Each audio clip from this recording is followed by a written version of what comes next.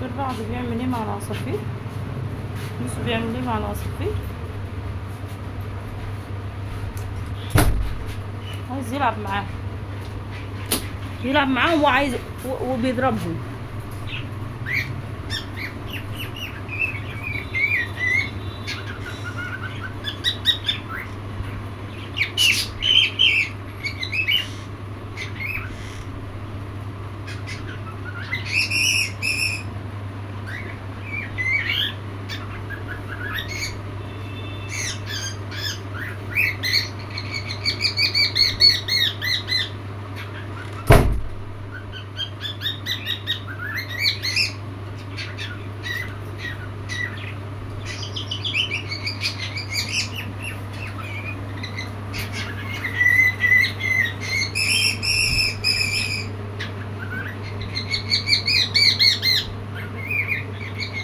بس يا غجر بس.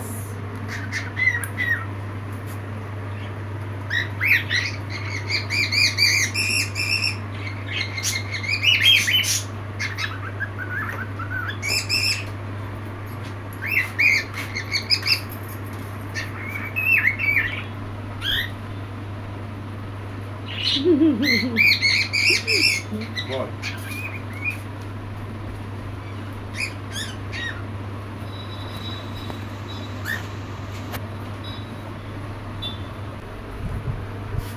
بس يا رعد، بس يا رعد، رعد يا مؤذي يا مؤذي.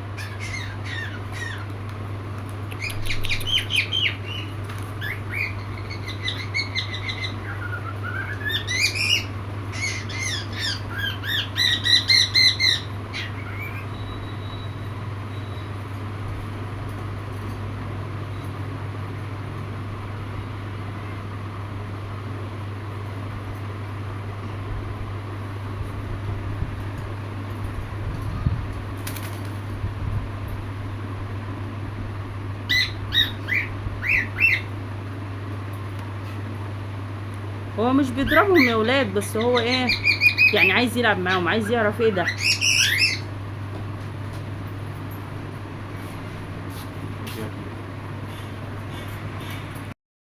خلاص احمد خدهم، احمد طلعهم فوق طبعا عشان عاملين لنا دوشه وصداع، مش بنعرف ننام من صوتهم، يغنوا ويردوا على بعض.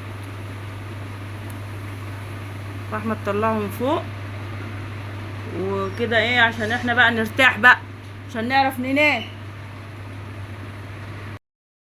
بسرعة قبل الفجر ده، قبل الفجر، قبل الفجر بقد ايه، بحوالي 5 دقايق ولا 10 دقايق، حوالي 10 دقايق. انت صاحي تعمل ايه؟ صاحي تصلي الفجر؟ ها؟ كل دي رموش. كل دي رموش. ادي رعد.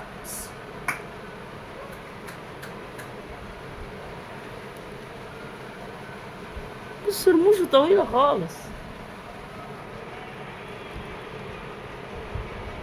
انت صاحي تصلي الفجر يا عم الحاج؟ انت يا عم رعد يا هلا، رد عليا. انت اهو، انت اهو.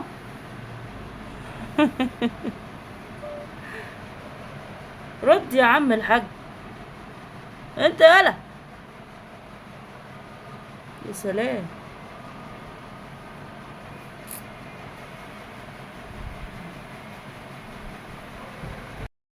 اولاد شايفين رعودي ده؟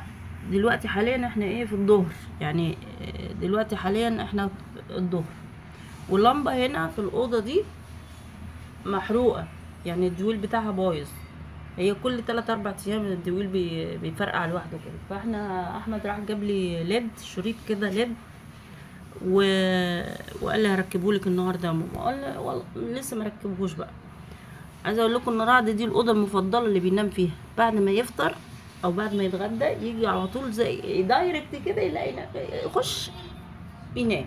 حتى لو الباب مقفول ابص الاقيه ايه خبط علينا او نونو بره، ونفتح له ويدخل ينام هنا. لو انا بره والباب مقفول برضو ينده عليا وانا اخش. ما تستغربوش بينده عليا، يعني بينونو وانا عارفه ان هو دي نونو، تعالي اعملي لي كذا. كذلك لما اكون في الشتاء قافلين باب البلكونه، طبعا الليتر بوكس بتاعه في البلكونه، فهو ايه لما يبقى عايز يخش الحمام ينده عليا يفتح له الباب. فاهمين انتوا اللي بيربي قطط فاهم كلامي. عايزه اقول لكم يا اولاد والله العظيم انا نفسي ده رعد ده يعني اول امبارح كنت عايزه اصوره لكم، وعمال اعو وهو بيستحمى، زي ما يكون بينده علينا بيقول لنا انا اموت. كان نفسي اصوره بس للاسف الواد دخله حمام على غفله كده وانا بعمل الاكل فما لحقتش، بس كنت سامعاه وانا في المطبخ وهو عمال بقى ايه يستغيث. بس ايه بقى فله شمعة منوره. هو الكاميرا هي اللي ظلماه وظلمانه معاه والله. رعد كده بقى ايه، هو اصلا ابيضاني بس الكاميرا مش عارفه مش مبيناه قوي ليه كده. وكان في حد باعت لي كومنت بيقول لي انا قلت لك احلقي له شعره، والله ما بخاطري يا اخويا، يعني لو تقدر انت تحلق له شعره يعني يكون ليك جزيل الشكر وربنا يجعله في ميزان حسناتك. ده احنا اساسا بيمسكوه 2 أو 3 عشان نقص له ضوافره. الموضوع هنا مش سهل. القطه عايزه اجيب له قطه مش عارفه اجيب له منين يعني. والحاجات اللي بنشوفها على الفيسبوك بتخلي الواحد يتراجع عن الفكره. لان برضو من يومين كان في واحده بتقول ان هي جابت قطه من واحده تبني، وبعد ما والست قالت لها ان هي بتعمل حمام في الليتر بوكس ومش عارف ايه، واول ما خدتها قالت بهدلت لي الدنيا، فحبت ترجعها لها لقيتها قفلت الموبايل والدنيا باظت معاها. فيعني ده يخليكي تتجهي لحته الشراء، يعني مع ان هو فيها حرمانيه، بس انت دلوقتي لو هتشتري حاجه من مكان وهتلاقيها مش هي زي ما انت واخداها وهو قايل لك عليها بتضطري ترجعها له، طبيعي جدا. لكن لو انت واخداها تبني اكيد طبعا ما صدقت تخلص منها. فاهمين؟ فانا بفكر يعني في الموضوع.